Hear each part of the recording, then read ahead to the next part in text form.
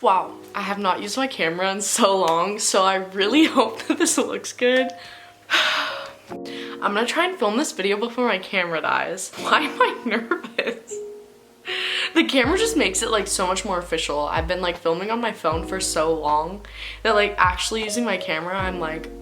So today I wanted to go over my May reading recap. As I kind of posted in my last video, I want to film a May reading recap and go over what I read last month since I've been so into reading and just talk about them a little bit. I'll try not to spoil, but I'll rate them and let you guys know what I thought about them and a little bit about what they're about. So the first book I read in May was Love in the Time of Serial Killers. I used to really like this one. I think I originally rated it like a 3.5 or a 3.75, but I really brought it down to a 3 because of all the rest of the books I've read. It's really cute, like bonus points for the cover. The thing is, I realized I was looking more for like a thriller murder book, and this is just her obsession with thriller and murder and stuff.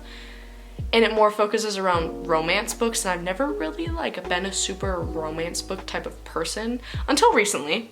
But that's why this one I didn't really vibe with too much. I feel like it could have been so much better. The ending was really cute though. I did like the ending, but that was really the only like super good part about the book.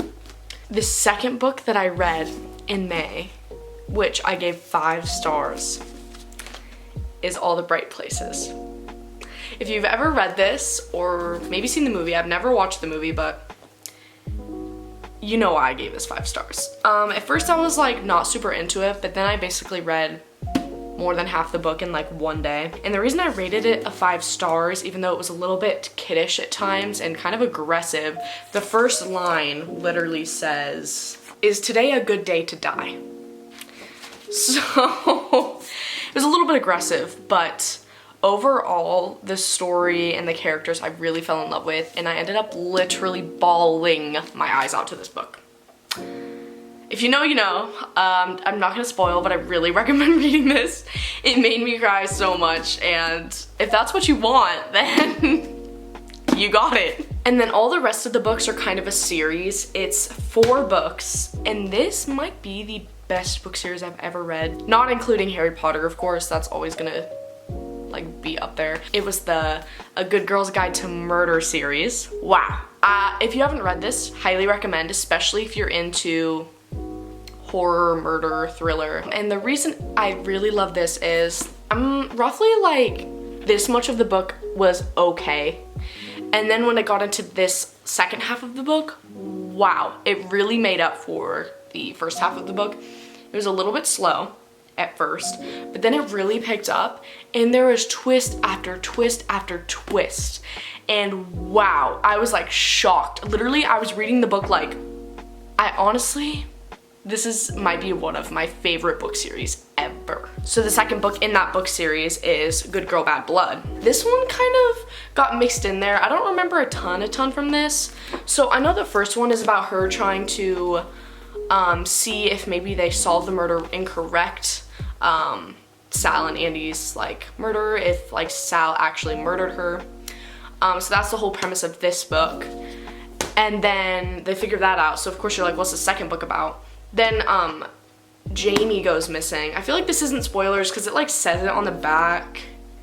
And I'm not spoiling how anything happens or what goes down, but to the middle of this was also kind of the same, kind of slow, boring-ish.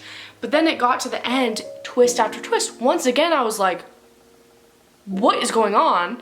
In a good way. So I highly recommend this too, but this definitely was my least favorite of the series, As Good as Dead.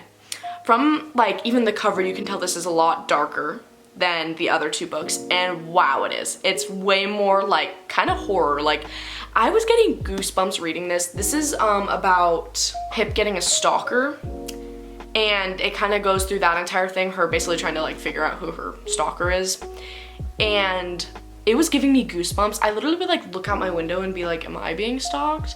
And it just was making me feel like I was in the story, and that's something I love. I really wish there was more to this series, but this was a good ending. I totally understand why it ended the way it did. But wow, I wish there was like 30 million more books of this series. There's also a novella called Killjoy, which of course I had to read considering I love the series so much. And of course this really was my least favorite, but it's a novella. It's and also like a prequel. It's before everything happened. I do love the foreshadowing in this though. There's some really cool foreshadowing. It's not necessary to read with the book series, but it's a fun one if you really did enjoy the series. The only thing that was a really big letdown is the book, all of this literally wasn't even the story. Only this is the actual story. This is all like first chapters of her other books, like first chapter of A Good Girl's Guide to Murder, or like first couple, and then the first couple chapters of her like new book too. So I was like, this book was more money than any of these, even though it's literally so tiny compared to all of them. This was over $10. The other ones were like around roughly $8, $9. Why are we paying $10 for this tiny book that half of it's not even the story? It was more like a role play-esque thing because like she went to her friend's birthday party that was a murder mystery party. But I wanted to let you guys know what I rated all of those. So I rated A Good Girl's Guide to Murder at a 4.75. Good Girl Bad Blood at a 4.5. As Good as Dead at a 4.75, and then Killjoy at a 3.75 because it was my least favorite. The last book I read and finished in the month of May is, and I also annotated this one, look how pretty. Please, like, wow, this book was Real Housewives-esque. Like, also there was a twist, really liked it. I think I rated this a 4.25. There we go, 4.25.